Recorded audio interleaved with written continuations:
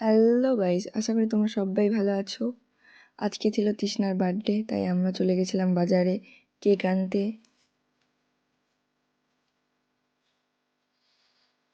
তো ফাইনালি কেকের দোকানে পৌঁছে গেছি।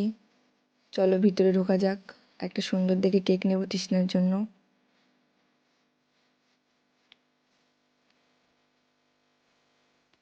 ভিতরে চলে গেলাম।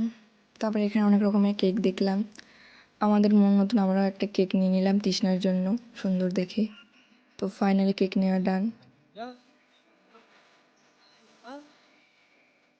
তৃষ্ণার জন্য একটু ফুল নেবো, তাই ফুলের দোকানে চলে এসেছিলাম আমরা ফুল নেওয়ার জন্য তৃষ্ণার জন্য। তো তারপর চলে গেছিলাম চকলেট নেব চকলেটের দোকানে।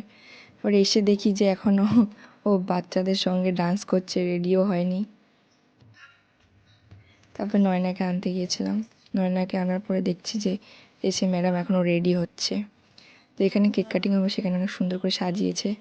তো ফাইনালি কেক কাটিং হচ্ছে।